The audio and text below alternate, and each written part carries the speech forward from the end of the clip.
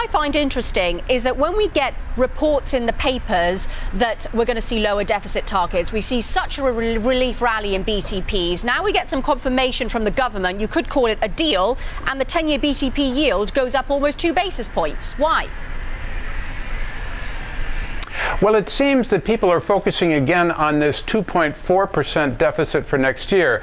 That's really been the bone of contention and may well continue to be so in the future. And that's the number that the European Commission will be looking very, very closely at.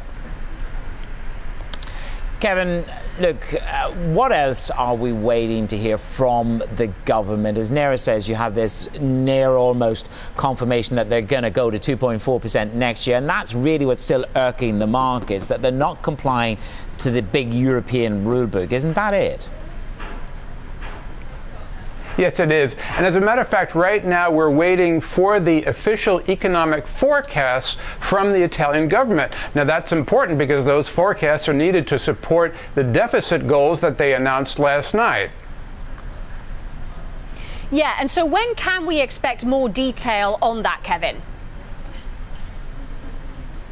Well, the plan is supposed to be formally presented later today to the Parliament. That's what we understand. And of course, we hope it will be made public then. So with some luck, we should see those figures today. Kevin, the other thing that I was looking at in the markets is this. This is something narrow, which we can certainly bring to all of our viewers. I think it's quite prescient. CDSs, yes, they're back.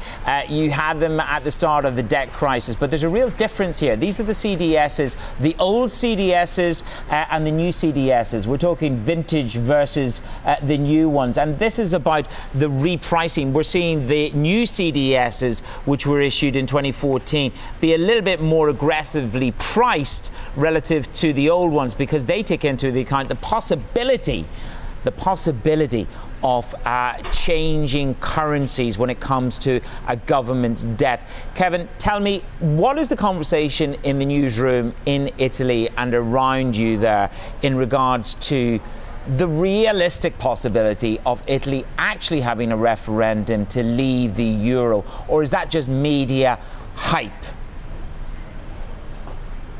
It is pretty much media hype. People talk about it. The Eurosceptics talk about it. They would like to see it. But really, even they realize that unilaterally pulling out of the euro for Italy is pretty much a pipe dream for them.